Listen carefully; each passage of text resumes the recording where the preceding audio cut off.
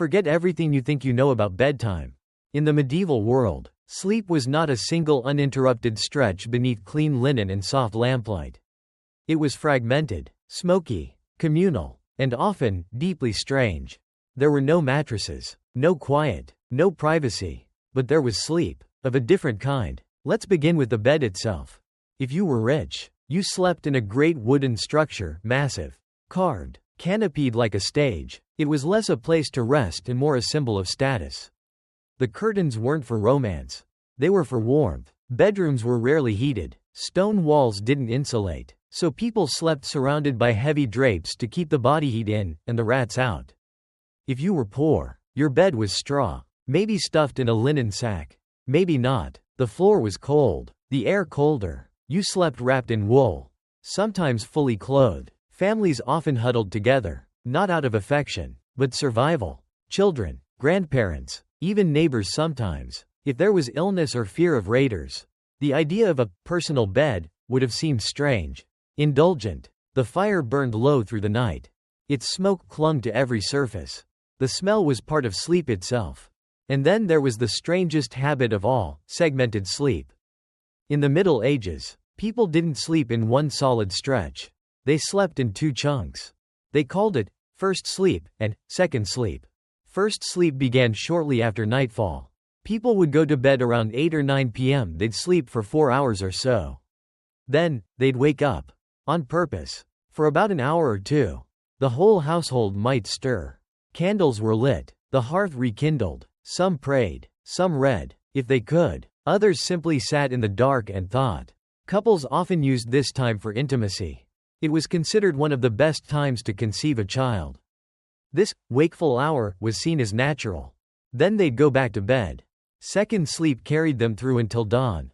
This pattern was so normal that medieval medical texts and literature refer to it casually, without explanation. Everyone just knew. It's only in the last few centuries, with industrialization and the invention of artificial light, that we began to think of 8 unbroken hours as normal. For medieval people, the night was a rhythm. 2 acts. A pause in the middle. Sleep wasn't a sprint, it was a ritual. And the ritual extended beyond the bed. Night wasn't silent. Not in villages. Not in castles. People snored. Animals stirred. Dogs barked. Church bells rang at set hours, matins and lauds, marking sacred time. Even when most were asleep, monks rose to pray in the middle of the night. They called it vigils. And for the deeply religious, these hours between sleep were seen as a divine opportunity. A time when God's voice was clearest. When dreams spoke truth. When the veil between worlds was thin. But dreams themselves were often feared. A strange dream could be a sign of sin. A dark dream might mean possession. People believed demons could enter through the mind during sleep. So many slept with relics or charms nearby. Some smeared blessed oil on their foreheads before bed. Children were taught prayers to protect them from what might come in the dark. Because the dark was alive. No streetlights. No electric hum. Just moonlight, wind, and the distant sound of wolves or owls or worse. Many households placed iron objects by the bed, scissors, keys, even knives, to ward off spirits. Iron, they believed, repelled the supernatural. Doors were bolted, but spirits, they said, could slip through cracks. The fear wasn't just spiritual, it was practical too.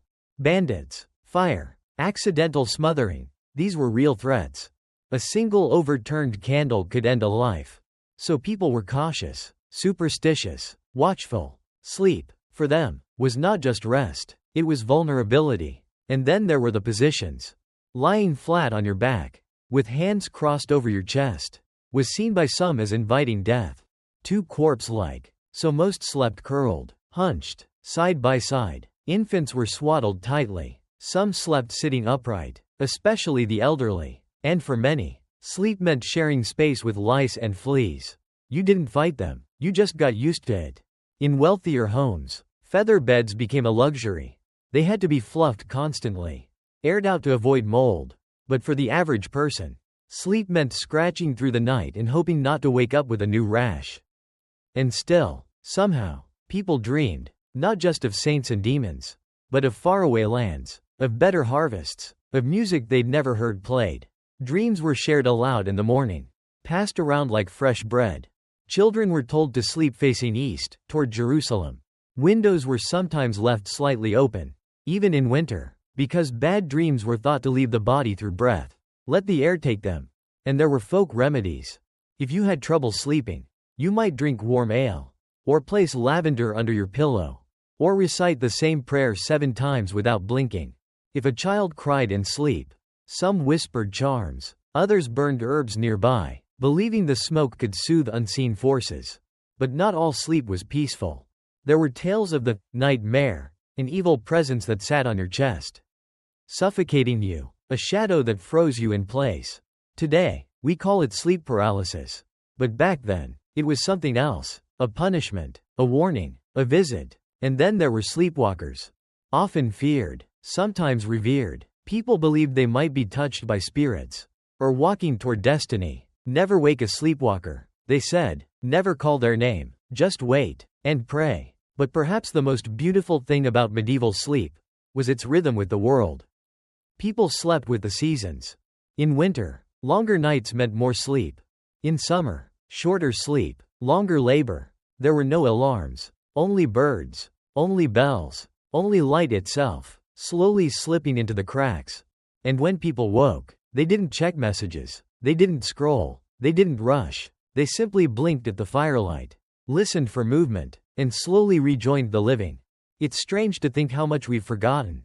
How sleep once belonged not to devices or schedules or expectations, but to the body, the sky, and time itself. Now, as you lie here, in this modern world, full of humming wires and glowing clocks, know that once, long ago, sleep was softer, stranger, sacred, not just something you did, but something you shared, with fire, with darkness, with dreams. Close your eyes. Let the candle smoke of centuries curl around you.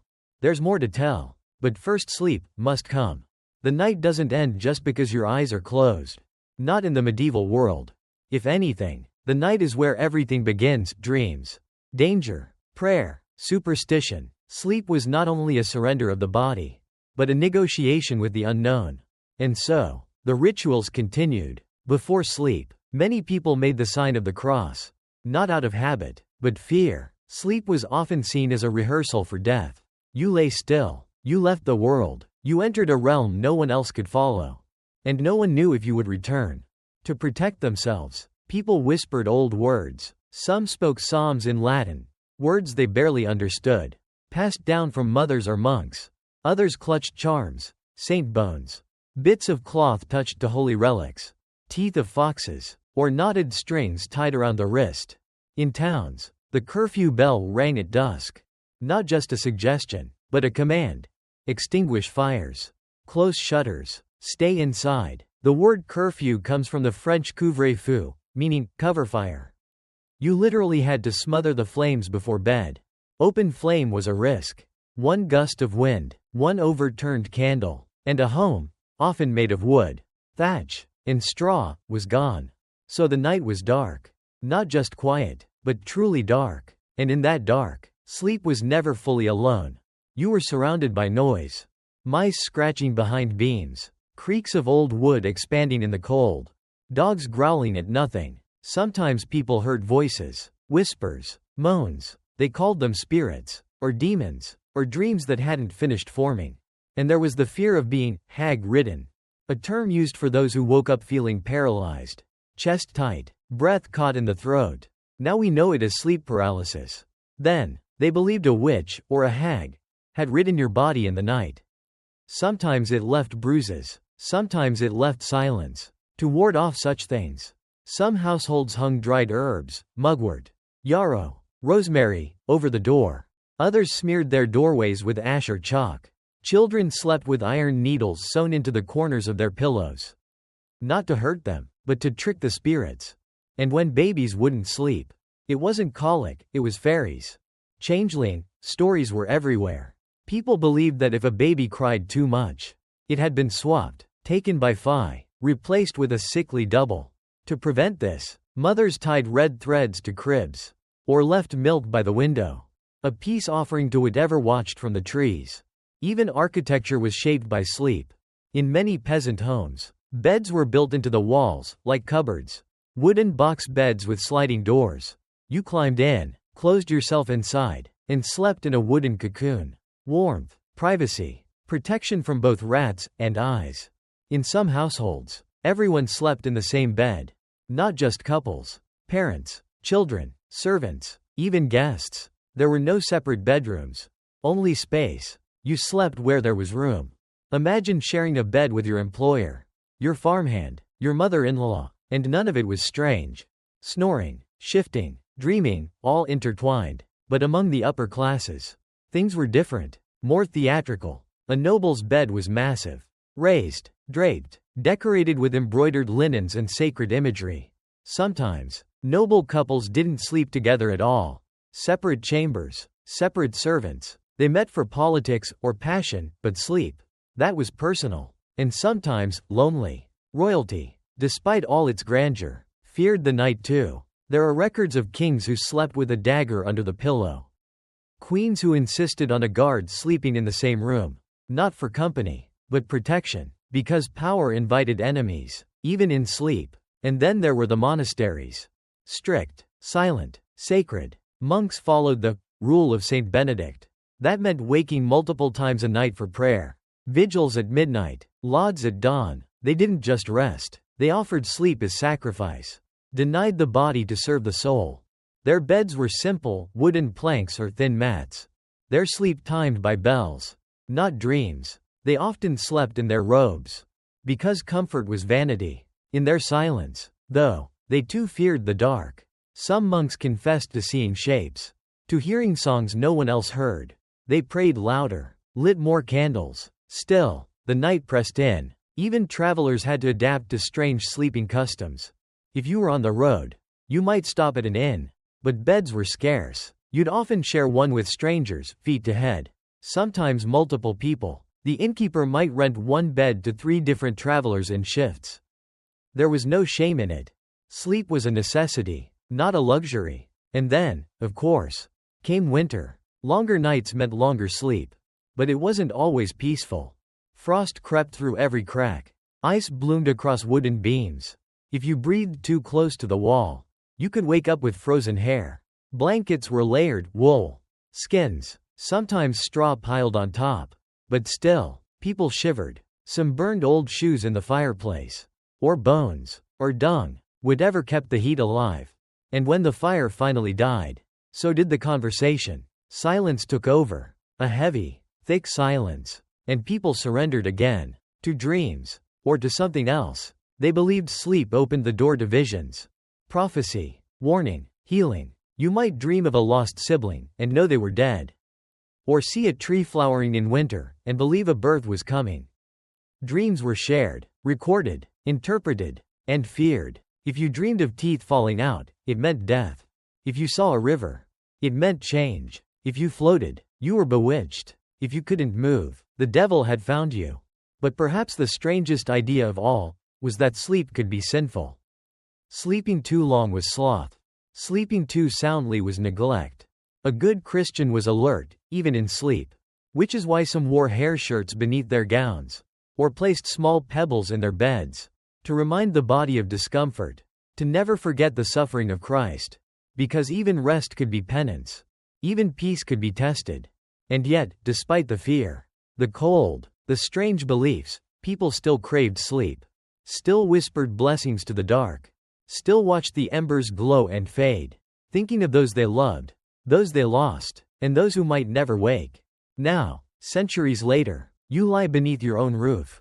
Your mattress soft. Your fire tamed behind wires and switches. But the night? It's still here. And so are the echoes. Of box beds. Of 2-part sleep. Of mothers tying red thread. Of monks whispering Latin into the shadows. Close your eyes now. The world is quieter than it once was. But the dreams? They've never changed. Sleep in the medieval world didn't just end when the sun rose. It lingered. In the aches of waking bodies. In the blurred memories of dreams that felt like warnings. In the slow, sacred rituals that followed. Morning in the Middle Ages was not an alarm clock or a coffee machine. It was a rooster. A bell. The muffled footsteps of someone stoking the coals before the cold crept in again. For many, waking was gradual, not because they were lazy, but because cold air made movement feel like punishment. Imagine peeling yourself from a straw bed, your blanket stiff with frost, your breath white in the dim light. The fire had gone out hours ago. The room is quiet, except for the low grunt of animals stirring outside and the wooden groan of the house settling with the dawn. You stretch, slowly. Your body is sore from labor. Your feet ache from yesterday's fields. And yet, there is no question. You must rise. The day is waiting. But before that, thanks must be given. The morning prayer, mumbled, whispered, or thought in silence. Thank you, God, for letting me wake. Not a metaphor, a real fear, because some didn't. And sleep, for all its promise of escape, was also a gamble. Many believed sleep could invite death, or demons, or dreams that told too much truth. So waking meant survival, and survival demanded gratitude. Before food, before chores, before anything, there was breath. And breath meant life. In castles and noble homes, things looked more elegant, but were no less strange. A servant might enter quietly before dawn to stir the fire and lay out fresh garments. But even royalty awoke to cold floors and smoky air. There were no glass windows, only wooden shutters and oiled cloths to keep out the wind. And waking didn't always mean rising. Some nobles lay in bed for hours, receiving visitors, hearing news, giving orders, all from under layers of wool and velvet. The bed was not just for sleep. It was a throne of its own, a place to rule from. In monasteries, the day began with bells. Always the bells. The monks rose long before the sun to chant the morning office, matins or lauds. Their voices echoed in cold stone halls, each note part of a tradition older than memory. They didn't stretch or yawn or sip warm drinks. They knelt, they bowed, they sang, and in their rhythm, there was peace. Back in the village, a mother would rouse her children. Not gently. Time was short. There were animals to feed, fires to light, bread to bake. The sleep they'd had was enough. It had to be. But even as the world awoke, some remnants of sleep stayed behind. Dreams lingered. Were you visited by a dead relative? Did you see a black dog in the woods? Did you fall from a tower? These weren't dismissed as imagination. They were signs, messages, warnings. And if your dream felt particularly strange, you might tell the village wise woman, or a priest. They would listen, offer an interpretation, a prayer, a charm, maybe even a new way to sleep that night, in case the spirit returned. Some dreams were said to predict weather, others, pregnancies, some, death. And so, throughout the day, the memory of sleep remained like fog clinging to morning grass. And then, there were naps.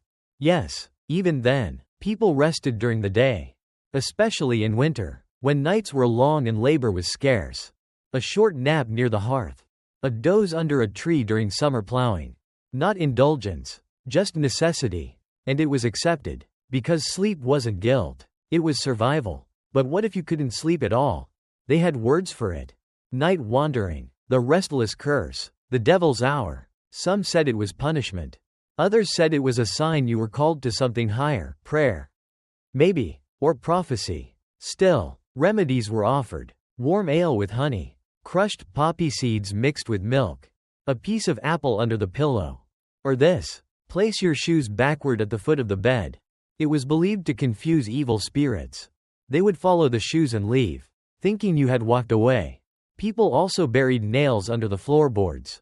Placed knives under pillows. Hung sprigs of thyme above the door. Anything to keep the bad things out, and the good sleep in. But sometimes, sleep was interrupted by more than spirits. Sometimes, it was duty. A child cried. A cow escaped. A neighbor knocked in fear. The night was a community affair. No one truly slept alone. Even if you lived alone. The wind brought voices. The earth creaked and sang. And in your half-waking, half-dreaming moments, you were never truly yourself. You were part of something older. Bigger. Sleep was not escape. It was participation. And what about those who worked by night? Millers, bakers, guards. They slept in strange shifts. A nap in the afternoon. A second sleep after dawn. Time was fluid, and the body adjusted. Some even said night work made the mind closer to God. That silence was sacred. That while others dreamed, you listened. And yet, despite all this, sleep remained a mystery. Unreliable. Magical. Terrifying. It was the place where saints appeared. Where sinners confessed. Where the future sometimes showed its hand. And the past whispered its regrets. So people respected it, even feared it, but above all, they needed it. Like fire. Like water. Like bread. Tonight, as you lay still, think of them. The mother in straw sheets. Hand on her child's back. The monk in the cold cell. Humming psalms in Latin. The girl in the cupboard bed. Heart racing from a dream of wolves. The king with a dagger beneath his pillow. The boy staring at the ceiling. Afraid to close his eyes in case the same dream returned. They're all still here. Not in form, but in memory. In every stretch you make. In every pillow you adjust. In every strange dream that makes no sense. They slept in stranger beds. Under stranger stars. But they slept. And now, it's your turn. Close your eyes. Let the wood creak. Let the wind rise. Let the dream come, slow and soft, like footsteps on an old floor. There's still more to tell. But not yet. Not until you've rested. Sleep now. Just as they did. Evening in the medieval world didn't begin with a sunset. It began with shadows. The moment the light softened and stretched across the fields, people noticed. It meant something. Not just the end of work, but the beginning of something sacred. The quiet descent into night. Candles were lit. Doors latched. The fire was stirred. Everything slowed. Sleep was still hours away. But the rituals had already begun. In a small village cottage, the mother gathered her children around the hearth. Not for dinner. They'd eaten hours ago, but for warmth. Her hands were busy with thread. Her eyes soft with tiredness. The children listened to her voice. A prayer. A story. A rhyme she'd learned from her grandmother. In noble homes, servants bustled through corridors with buckets of hot water, warming stones, and cups of mead. A knight loosened his belt. A lady unpinned her hair. Downstairs, the kitchen dimmed, its heat finally fading. Upstairs, heavy curtains were drawn. The world outside was no longer welcome. And in monasteries, the monks gathered for Compline, the final prayers of the day. Their chants echoed through ancient stone, calming the spirit, reminding the body to let go of the day's burdens. Sleep was not something you stumbled into. It was invited, prepared for, welcomed, because the night held power, mystery, and danger. Before crawling into bed, a father might check every window shutter, tuck straw against the cracks, whisper a short blessing as he placed the wooden bar across the door. He knew the wind could howl. He knew wolves sometimes wandered too close. But mostly, he feared fire. One stray spark, one coal forgotten, one careless breath. Entire villages had vanished into smoke. So they watched the hearth like a baby, whispered to it, fed it carefully, covered it in ash when it was time. Then, and only then, they lay down, in box beds, on straw mats, under fur or wool, beside wives or brothers or strangers. And the strange part? They didn't expect sleep to last. They knew they'd wake. Halfway through the night, between first and second sleep, people stirred. Some sat up and prayed.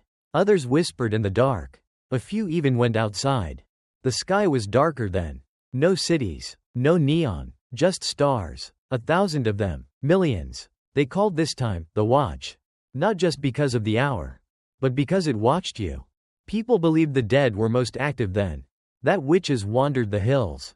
That angels sometimes passed through the yard without a sound. It was a time of stillness. And of listening. There are stories of mothers rising to tend the fire and hearing voices outside, gentle, sad, unfamiliar. They didn't open the door. They didn't need to. The world was speaking in its own way. Sometimes people met during the watch. Neighbors, lovers, wanderers. It was a private time. Unwritten. And then, back to bed. Second sleep was said to be deeper. Fuller. It brought the vivid dreams. The ones that lasted into morning. The ones that made people wake with tears or laughter or dread. And these dreams weren't secrets. They were shared. At breakfast, someone might say, "I dreamed of fish last night," and another would nod slowly. Knowing that meant birth, or change, or famine, depending on the dreamer. Books of dreams were passed down. Old pages filled with symbols, meanings, contradictions. To dream of bread was fortune. To dream of falling meant sin. To dream of fire, well, that depended on where it burned. People paid attention. They didn't have therapists. They had stories. and symbols, and memory. But even the best beds couldn't stop the body from suffering. Back pain, cold feet, night sweats, fevers, lice. For many, sleep was a battle, one you endured, not enjoyed. They scratched, they shivered, they shifted against stiff wool or poking straw. Some wrapped scarves around their heads. Others put hot stones near their legs. It wasn't comfort, it was survival. And yet, people still sang lullabies, still tucked children in, still told them the stars were watching. Because they believed the night could be kind, too, if treated with respect. And that kindness sometimes came in the form of silence. Real silence. The kind you feel in your bones. No buzzing, no engines, just breath, fire crackle, distant owls, the world breathing alongside you. And that's what medieval people understood. That sleep wasn't just personal, it was part of nature. You slept when the sun left. You rose when it returned. No arguments, no alarms, just rhythm, just light and dark, work and rest, breath and dream. Even when sickness came, and it often did, sleep was still sacred. People believed a good night's rest could draw out the illness. That dreams could diagnose the cause. That saints might visit. And if the end came, people tried to make the bed holy. A crucifix nearby, a candle lit, someone to whisper the right words as the last breath left. Because how you fell asleep that final time mattered. It mattered deeply. And now, here you are, in your bed, far from wolves, far from fire, but maybe not so far from them after all. The same silence, the same rituals, the same stories whispered into the dark. You are not so different. Close your eyes. Let the first sleep take you. The world will wait. And when you wake again, we'll continue. Not all sleep was equal. And in the medieval world, who you were, your class, your gender, your job, shaped not just your bed, but how the night treated you. For a peasant, sleep was precious but fragile. You slept when you could. Between planting and threshing, between the babies crying and the wind breaking through the wall, between duties you could never skip. The day never ended cleanly. There was no moment when you sighed and collapsed. You folded into sleep the way a candle folds into itself, quiet, tired, still flickering. And often, it wasn't even sleep that claimed you, but exhaustion. You lay down and didn't remember when your eyes closed. But the night wasn't kind to everyone. For women, especially, sleep was never guaranteed. They rose before others, slept after others, stayed up with infants, waited for husbands to return from taverns or stables. And if something stirred in the dark, it was often the woman who checked the door. Sleep was a window they glanced through, not a place they got to stay. And then there were the sick, the elderly, the wounded. They didn't sleep as others did. They groaned through the night, mumbled through fevers, reached for bowls of water that had gone cold, whispered names into the dark, sometimes real, sometimes imagined. And those nearby stayed half awake too. Just in case. Because sleep wasn't just rest. It was risk. The body was never more vulnerable than when asleep. You couldn't run. You couldn't fight. Which is why people believed that the soul wandered during sleep. Left the body. Explored. Saw things. Sometimes good. Sometimes not. There were stories of people waking with knowledge they shouldn't have had. Secrets from distant towns. Warnings from people they hadn't seen in years. And always the question, had they dreamed? Or traveled? And if the soul did leave the body, what if something else got in? It was a quiet fear. Unspoken, but real. Which is why the head of the bed always faced the east. If possible, toward Jerusalem, toward the light, to call the soul back in the morning. Even the wealthy, those with servants and soft pillows and warm blankets, carried their own fears. They might sleep in silk, but that didn't keep nightmares away. And when plague came, or famine, or revolt, their sleep was no more peaceful than the farmers'. Sometimes worse, because guilt dreams louder than hunger. In times of war, sleep disappeared entirely. Soldiers curled in armor, cloaks soaked through, no beds, no dreams, just adrenaline and prayers and moments stolen behind broken walls or under carts. They slept with one eye open, or didn't sleep at all. And yet, sleep always returned. It had to, because the body breaks without it. So people found ways. A nap on a bench. A head resting on a stone. A child sleeping in the lap of someone who couldn't name them. Sleep doesn't need luxury. It needs permission. And when it was given, even in chaos, the world softened. And there was laughter too. Even among exhaustion. Someone snoring too loud. A dog sneaking under the blanket. A child muttering nonsense mid-dream. Sleep wasn't just a necessity, it was part of life's rhythm. Like hunger, like love, like prayer, there were rules, too. Unspoken ones. You didn't wake someone unless you had to. You didn't ask what they dreamed unless they told you first. And if someone died in their sleep, you didn't move their body right away. You let the soul settle. You lit a candle. You waited. Sleep was private, even when shared, even when public. And in that privacy, people carried more than just dreams. They carried memories. The smell of a parent's blanket. The shape of a sister curled beside them. The sound of wind when the roof gave way. The creak of a floorboard outside a room they thought was safe. Every bed held a story. Even the worst ones. And sometimes, people chose not to sleep. On purpose. They stayed awake all night to pray.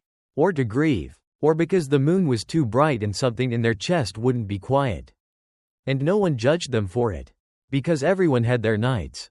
Nights that didn't let them go. There are records of pilgrims sleeping upright. Leaning on staffs in crowded rooms. Of sailors tying themselves to hammocks during storms. Praying the sea would spare them. Of prisoners on stone floors. Whispering songs they barely remembered. Sleep visited them all. Strange. Slow. Gentle. Indifferent. It didn't care where you were. Only that you gave it space. And time. And silence. Even today, in your world of switches and buttons and endless distraction, sleep still waits in the same way. It hasn't changed. You have. But not as much as you think. You still chase dreams. You still turn to the wall when grief is too loud. You still wait for the stillness to arrive and wrap you up. You may not fear demons. Or hang iron above your door. But somewhere in you, the old patterns remain. Close your eyes. There's more to explore. But not yet. Not while sleep is this close. Let the night hold you. Let the stories pause. Let the silence speak. The dreams will come soon. And with them, rest. Sleep in the medieval world was never just about rest. It was about rhythm. About surrender. About survival. It wasn't designed for comfort or convenience. It followed the fire. The cold. The seasons. The stories whispered in the dark. And in the final hours of the night, just before dawn, sleep took on a different texture. The body stirred. The soul, they believed, returned. The last dreams came slowly. Often strange. Often sharp. People spoke of visions in those final minutes before waking, clearer than anything seen with open eyes. A child holding a candle in the woods. A woman in white, walking through the garden. A voice that wasn't yours. Saying your name. These weren't just dreams. They were messages. Sent by God. Or the dead. Or something older. People remembered these dreams for years. They were written down. Shared. Debated. Sometimes feared. Because sleep, for all its stillness, had power. And as the sky began to lighten, barely a shade lighter than ink, people stirred. The world hadn't changed. But it felt reborn. The birds called first. Not just sound, but signal. The rooster crowed. The sheep shifted. The wind turned just slightly. And someone in every household was the first to rise. To stoke the embers. To boil water. To undo whatever the night had done. The body might still ache. The dreams might still linger. But the day was here. And it had no patience. There was work to do. And so, sleep was left behind. Folded neatly like a cloak. Hung on the wall like a memory. But never fully gone. Because for medieval people, sleep wasn't a break from life. It was part of it. As sacred as work. As unpredictable as weather. As essential as breath. And though they feared it, sometimes they also longed for it. At the end of every day, they returned to it. With rituals. With prayer. With superstition. With hope. Even after war. Even after loss. Even when famine knocked at the door. Or plague walked the streets. Sleep still came. Gentle. Uninvited. Unstoppable. And in that surrender, there was peace. Not always comfort. Not always safety. But peace. A moment when the world didn't ask. Didn't demand. Didn't expect anything but stillness. Even kings were quiet then. Even queens forgot their crowns. Even monks stopped counting sins. In that dark hour, before the next fire was lit, everyone was the same. Wrapped in wool. breathing slow, waiting for dreams. And now, centuries later, you are part of that same silence. Your room may be different, your bed softer, your fears shaped by newer things. But the sleep that calls you is ancient. It carries the same weight, the same depth, the same mystery. It asks the same thing of you. Let go. Let go of today's noise. Let go of tomorrow's list. Let go of the world that spins too fast, too bright, too loud. Sleep isn't here to take from you. It's here to give, to return you to yourself, to remind you that your breath is enough. Your body is enough. That stillness is not failure, but wisdom. The medieval world knew this. In its own strange way. With its charms and chants and burning herbs.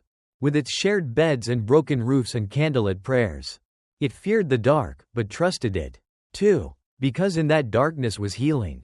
And stories. And silence. And maybe, even love. The love of a parent tucking in a child beside them. The love of a priest blessing the dying. The love of a woman whispering to the wind before sleep. These were not loud loves. But they lasted. So now, as your eyes begin to close, as your muscles soften, as your thoughts loosen their grip, know that you are not alone. The past is with you. Its breath still lingers in the quiet. Its rhythm still beats beneath your own. And sleep? It waits, not as an escape, but as a return. To rhythm, to warmth, to stillness, to the ancient pulse of night. Close your eyes. The stories will be here when you wake. But for now, go where they once went. Where all of them, peasants, priests, queens, children, went when the fire burned low and the wind curled at the door. They went into sleep, and found something better than gold. They found rest. Now, so will you. Good night.